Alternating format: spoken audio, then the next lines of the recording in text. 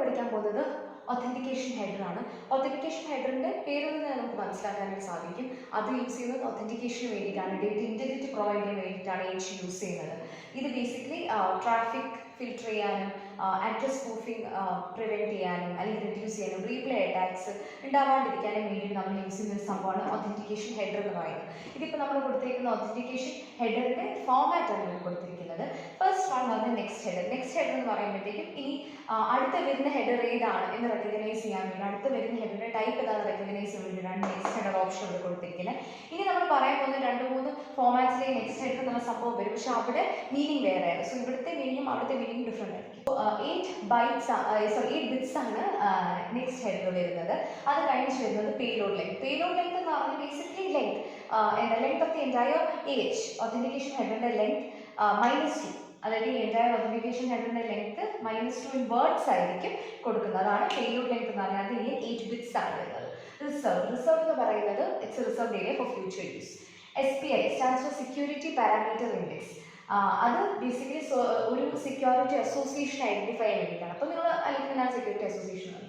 Security association എന്ന് പറയുമ്പോൾ basically നമുക്കൊരു റിസീവർ, ഒരു സെൻഡർ ഉണ്ട്, ഒരു റിസീവർ ഉണ്ട്. ഈ സെൻഡറും റിസീവറും തമ്മിലുള്ള ഒരു കമ്മ്യൂണിക്കേഷനെ, ആ ഒരു റിലേഷൻഷിപ്പിനെ in order to provide security services, ആ ഒരു അസോസിയേഷനെ പറയുന്നതാണ് സെക്യൂരിറ്റി അസോസിയേഷൻ എന്ന് പറയുന്നത്. ഇതിന് 3 പാരാമീറ്റേഴ്സ് ഉണ്ട്. ഒന്ന് SPI, അതായത് സെക്യൂരിറ്റി പാരാമീറ്റർ ഇൻഡെക്സ്, പിന്നെ IP ഡെസ്റ്റിനേഷൻ അഡ്രസ്സ്, പിന്നെ സെക്യൂരിറ്റി പ്രോട്ടോകോൾ ഐഡന്റിഫയർ. ഈ 3 പാരാമീറ്റേഴ്സ് ആണ് സെക്യൂരിറ്റി അസോസിയേഷൻ ഉള്ളത്. അപ്പോൾ ഇവിടെ SPI എന്ന് പറയുന്നത് ബേസിക്കലി ഏത് സെക്യൂരിറ്റി അസോസിയേഷൻ ആണ് എന്നുള്ളതിനെ ഐഡന്റിഫൈ ചെയ്യാൻ വേണ്ടിയിട്ടാണ് SPI യൂസ് ചെയ്യുന്നത്. അടുത്തത് സീക്വൻസ് നമ്പർ. സീക്വൻസ് നമ്പർ എന്ന് പറയുമ്പോൾ ഇറ്റ് ഇസ് എന്താ പറയുക, ഒരു സെറ്റ് ഓഫ് നമ്പർ. അതിങ്ങനെ ഇൻക്രീസിങ് കൗണ്ട് ആണ്. അപ്പം ഓരോന്നിനനുസരിച്ച് കൗണ്ട് ഇൻക്രീസ് ചെയ്തുകൊണ്ടിരിക്കും. authentication data എന്ന് പറയുന്നത് basically it is A variable length field, variable ആണ് സംഭവം. And it consist of the integrated check value.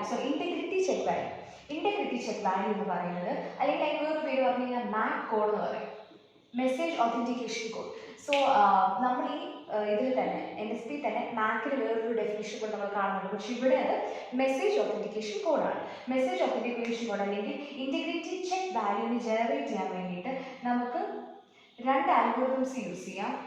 അപ്പം നമ്മുടെ ഈ ഒരു ഇന്റഗ്രിറ്റി ചെക്ക് വാല്യൂ ജനറേറ്റ് ചെയ്യാനായിട്ട് നമുക്ക് പല അൽഗോരിതംസ് യൂസ് ചെയ്യാം. അതിൽ 2 എണ്ണമാണ് HMAC SHA-196ഉം HMAC MD596. ഈ 2 അൽഗോരിതംസ് നമുക്ക് യൂസ് ചെയ്യാം. സോ ഇതാണ് authentication ഹെഡറിന്റെ ഒരു ബ്രീഫ് എന്ന് പറയുന്നത്.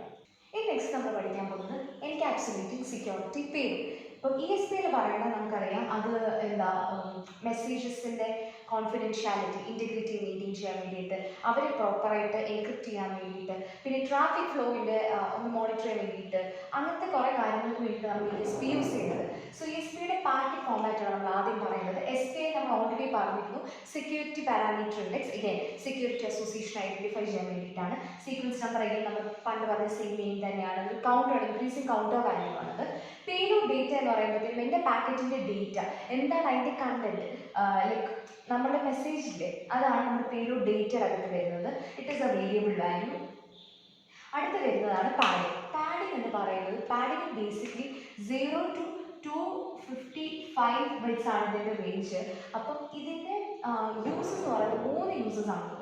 ഒന്നെന്ന് പറയുന്നത് പാർഷ്യൽ ട്രാഫിക് ഫ്ലോ റെഗുലേറ്റ് ചെയ്യാൻ വേണ്ടിയിട്ട് നമുക്ക് യൂസ് ചെയ്യാം. അല്ലാന്നുണ്ടെങ്കിൽ ഇപ്പം എൻ്റെ ഈ ഒരു മെസ്സേജിന് എനിക്ക് എൻക്രിപ്റ്റ് ചെയ്യണം എന്നുണ്ടെങ്കിൽ അതിനെ ബ്ലോക്സ് ആയിട്ട് ഡിവൈഡ് ചെയ്ത് ഇത്രയും തന്നെ എനിക്ക് ഓരോ മെസ്സേജിൻ്റെ ബ്ലോക്കിന് ലെങ്ത് വേണം എന്നുണ്ടെങ്കിൽ അഡീഷണൽ എന്തെങ്കിലും ഈ എംപ്റ്റി സ്പേസസ് അല്ലെങ്കിൽ അഡീഷണൽ ആയിട്ട് ലൈൻസ് ആഡ് ചെയ്യണമെന്നുണ്ടെങ്കിൽ എനിക്ക് പാഡിംഗ് യൂസ് ചെയ്യാനായിട്ട് സാധിക്കും. അതുപോലെ തന്നെ നമുക്കറിയാം, ഇപ്പോൾ കണ്ടോ 6 to 24 ആണ് നമ്മുടെ ഇത് പാഡിങ്ങിൻ്റെ ലെങ്ത് കിടക്കുന്നത്. അതുപോലെ 24 to 31 ആണ് നെക്സ്റ്റ് ഹെഡർ കിടക്കുന്നത്. അപ്പോൾ ഇവരുടെ പൊസിഷൻസ് കറക്റ്റ് ആക്കാനായിട്ട് നമുക്ക് പാഡിങ്ങിൻ്റെ സിഗ്നൽസ് അഡ്ജസ്റ്റ് ചെയ്യാനാണ്. സോ 3 യൂസസ് ആണ് പാഡിങ്ങിനുള്ളത്.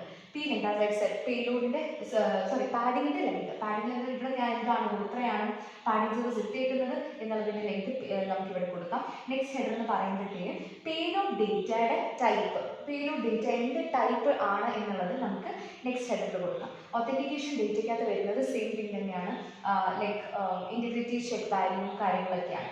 ഇനി നമ്മൾ പേലോഡ് ഡേറ്റയ്ക്കകത്ത് അഡീഷണൽ ആയിട്ട് വരുന്ന ഒരാളും കൂടെ ഉണ്ട്. And it really depends on like എല്ലാ കേസിലും അതുണ്ടാകുന്നില്ല.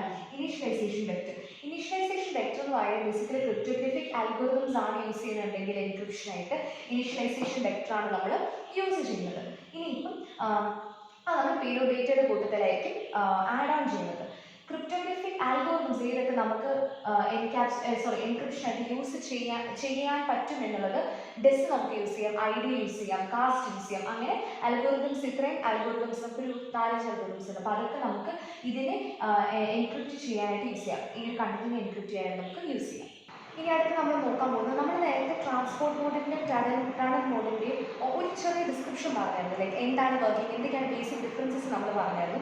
ഇനിയിപ്പോൾ വിത്ത് റെസ്പെക്ട് ടു ഓതന്റിക്കേഷൻ ഹെഡറും with respect to encapsulating security പേലോഡും നമ്മൾ എങ്ങനെയാണ് ഇതിൻ്റെ പാക്കറ്റ്സിനെ ഓർഡർ ചെയ്യുന്നത് എന്നുള്ളതാണ് പെട്ടെന്ന് പറയാൻ പോകുന്നത്. വളരെ സിമ്പിൾ ആയിട്ടുള്ള കാര്യമാണ്, ജസ്റ്റ് ഒരുപാട് പാനിക് ചെയ്യണം. സോ ഇതാണ് നമ്മുടെ IPv4, അതായത് ഒരു ഹെഡർ കാണും, TCP ആൻഡ് ഡേറ്റ. IPv6 വരുന്നത് എക്സ്റ്റൻഷൻ ഹെഡേഴ്സ്, ഈ ഒരൊറ്റ പ്രൊവിഷനിൽ നിന്ന് എക്സ്ട്രാ വരുന്ന എക്സ്റ്റൻഷൻ ഹെഡേഴ്സ്.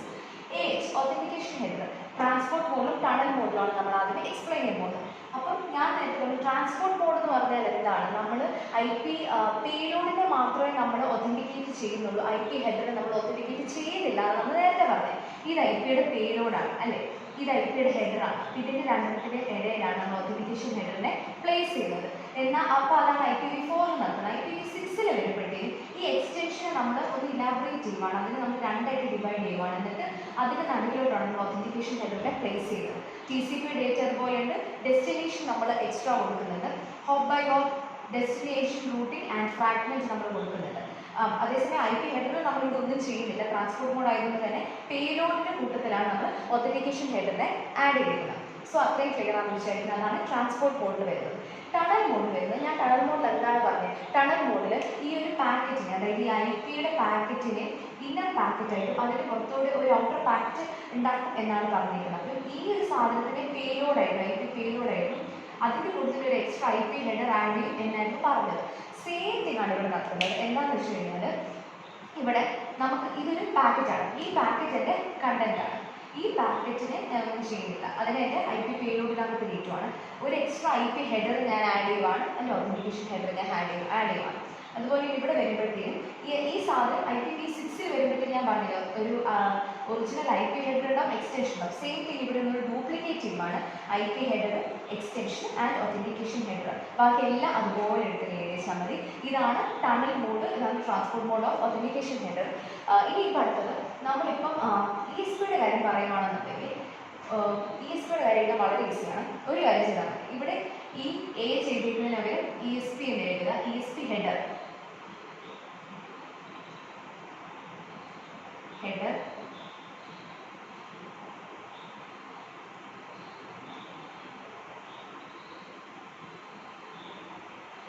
അതാണ് ഫസ്റ്റ്. ഇനി അടുത്ത സ്റ്റെപ്പ് എന്ന് പറയുന്നത് ESPക്ക് ട്രെയിലർ, ഇപ്പം ടെയിൽ എൻഡിൽ, അതായത് ഡേറ്റ് കഴിഞ്ഞിട്ട് നമ്മൾ ESP ട്രെയിലറും ESP ഒതന്റിക്കേഷൻ ആയിട്ട് ഒരു പ്രൊവിഷൻ കൊടുക്കും. സോ ഇവിടെ വരുന്ന ഇനിയുള്ള എല്ലാ പാക്കറ്റിലും, ഇവിടെയുള്ള എല്ലാ പാക്കറ്റിലും രണ്ട് ഇത് കാണും, രണ്ട് ബോക്സസും കൂടെ എക്സ്ട്രാ കാണും. ഇതെന്ന് പറയുന്നത് ESPയുടെ ട്രെയിലറും ഇതെന്ന് പറയുന്നത് ESPയുടെ ഒതന്റിക്കേഷനുള്ള ഒരു സെക്ഷനും കൂടെയാണ്. സോ അതാണ് വിത്ത് റെസ്പെക്ട് ടു ESP നമുക്ക് ട്രാൻസ്പോർട്ട് മോഡും ടണൽ മോഡും ഉള്ളത്. നമ്മൾ നേരത്തെ സെക്യൂരിറ്റി അസോസിയേഷൻ എന്തായിരുന്നത് പഠിച്ചായിരുന്നു. ബേസിക്കലി സെക്യൂരിറ്റി സർവീസസ് പ്രൊവൈഡ് ചെയ്യുക between client and server. Combining security association എന്ന് പറയുമ്പോഴത്തേക്കും ഇതുപോലെ ഒരു റിലേഷൻഷിപ്പ് പോലെ തന്നെ മൾട്ടിപ്പിൾ റിലേഷൻഷിപ്സിനെ കമ്പൈൻ ചെയ്യുക എന്നുള്ള ഉദ്ദേശമാണ് കമ്പൈനിങ് സെക്യൂരിറ്റി അസോസിയേഷൻ. അപ്പോൾ ഇതിന് നമുക്ക് 4 രീതിക്ക് എഴുതാനായിട്ട് സാധിക്കും. ഒന്നെന്ന് പറഞ്ഞാൽ ട്രാൻസ്പോർട്ട് അഡ്ജസൻസി. ട്രാൻസ്പോർട്ട് അഡ്ജസൻസിയിൽ വരുന്നത് വെച്ചാൽ നമ്മൾ മൾട്ടിപ്പിൾ പ്രോട്ടോകോൾസ് ആണ് യൂസ് ചെയ്യുന്നത്. പല സെറ്റ് ഓഫ് പ്രോട്ടോകോൾസ് നമ്മൾ യൂസ് ചെയ്യുന്നത്, അല്ലെങ്കിൽ സെറ്റ് ഓഫ് എന്താണ് പറയുക, instructions or set of things will be like നമ്മളത് യൂസ് ചെയ്യും. പക്ഷെ അത് യൂസ് ചെയ്യുമ്പോഴത്തേക്കും ഒരൊറ്റ ലെയറിലോട്ടാണ് ഇതെല്ലാം പ്ലേസ് ചെയ്യുന്നത്, അല്ലാതെ ഓവർലാപ്പ് ചെയ്തല്ല പ്ലേസ് ചെയ്യുന്നത്. ഒരൊറ്റ ലെയറിലാണ് ഡിഫറെൻറ്റ് ടൈപ്സ് ഓഫ് പ്രോട്ടോകോൾ നമ്മൾ ഇൻറ്റഗ്രേറ്റ് ചെയ്യുന്നത്. അതാണ് ട്രാൻസ്പോർട്ട് അഡ്ജസൻസി എന്ന് പറയുന്നത്. Iterative tunnelling from the name itself നമുക്ക് മനസ്സിലാക്കാൻ സാധിക്കും. ഇത് ടണലിങ്ങിൻ്റെ ഒരു അപ്രോച്ചാണ്. ഞാൻ നേരത്തെ ടണലിംഗ് പറഞ്ഞ പോലെ തന്നെ ഒരു ഇന്നർ ഹെഡർ, ഔട്ടർ ഹെഡർ എന്ന് പറഞ്ഞുകൊണ്ട് ഇത് ഓവർലാപ്പ് ചെയ്താണ് പോകുന്നത്. ഹെൻസ് ഇവിടെ പറയുമ്പോഴത്തേക്കും മൾട്ടിപ്പിൾ ലെയേഴ്സ് വരും. നമുക്കൊരു പാക്കറ്റിന് ചുറ്റും മൾട്ടിപ്പിൾ ലെയേഴ്സ് വരും. സോ കൂടുതൽ എന്താണ് പറയുന്നത്, സെക്യൂർ ആണ്, കൂടുതൽ പ്രൊട്ടക്റ്റീവ് ആയിട്ട് നിൽക്കും. ഇവിടെ പറയുമ്പോൾ ട്രാൻസ്ഫർ അഡ്ജസൻസി എന്ന് പറയുമ്പോഴത്തേക്കും ഒറ്റ ലെയറിലോട്ടായിരിക്കും പല പ്രോട്ടോകോൾസിന്റെ ഇംപ്ലിമെന്റേഷന്റെ ഇന്റഗ്രേഷൻ വരുന്നത്. ഒതന്റിക്കേഷൻ പ്ലസ് കോൺഫിഡൻഷ്യാലിറ്റി, ഇത് നമുക്ക് അറ്റൻഡ് ചെയ്യാൻ സാധിക്കുന്നത് ESP വിത്ത് ഒതന്റിക്കേഷൻ. നമ്മൾ നേരത്തെ ട്രാൻസ്പോർട്ട് ആൻഡ് ടണൽ മോഡിന്റെ ഡിഫറൻസസ് പറഞ്ഞപ്പോഴത്തേക്ക് നമ്മൾ പറഞ്ഞൊരു സാധനമാണ് ESP വിത്ത് ഒതന്റിക്കേഷൻ. അപ്പം അതാണ് ബേസിക്കലി ഇതിന്റെ കീഴിൽ വരുന്നത്, ഒതന്റിക്കേഷൻ പ്ലസ് കോൺഫിഡൻഷ്യാലിറ്റി. അടുത്തത് transport tunnel bundle. From the name itself നമുക്ക് മനസ്സിലാക്കാം, ട്രാൻസ്പോർട്ട് മോഡ് നടക്കും, ടണൽ മോഡ് നടക്കും. അതിൻ്റെ ഒരു ബണ്ടിലായിരിക്കും നമ്മുടെ ഈ ഒരു സെക്യൂരിറ്റി അസോസിയേഷൻ കമ്പൈൻ ചെയ്തിട്ട് ഉണ്ടാകുന്നത്. അപ്പം ഇന്നർ പാക്കറ്റ്, അതായത് നമുക്ക് ഇന്നർ പാർട്ട് എന്ന് പറയുന്നത്, അതായത് ഒതന്റിക്കേഷൻ ചെയ്യുന്നത് ട്രാൻസ്പോർട്ട് മോഡിലൂടെ യൂസ് ചെയ്തിട്ടാണ്. അതായത് AH ഹെഡറിന്റെ ഇൻസ്റ്റാളേഷൻ വരുന്നത് ട്രാൻസ്പോർട്ട് മോഡ് യൂസ് ചെയ്തിട്ടും ഔട്ടർ മോഡിൻ്റെ എൻക്രിപ്ഷൻ യൂസ് ചെയ്തിട്ട് ടണൽ മോഡ് യൂസ് ചെയ്തിട്ടും ആയിരിക്കും. അതായത് നമുക്കൊരു പാക്കറ്റ് ഉണ്ട്, ആ പാക്കറ്റിനകത്തോട്ട് നമ്മൾ AH ഹെഡർ ആഡ് ചെയ്യുവാണ്. Okay, and that takes place in the transport mode. അത് കഴിഞ്ഞിട്ട് ഇതിനെ നമ്മൾ എൻക്രിപ്റ്റ് ചെയ്യുന്നത് ടണൽ മോഡ് യൂസ് ചെയ്തിട്ടാണ്, ESP വരുമ്പോഴത്തേക്ക്. സോ അതാണ് combined security association. So 4 methods ആണ് ജനറൽ ആയിട്ട് നമ്മൾ പറഞ്ഞത്.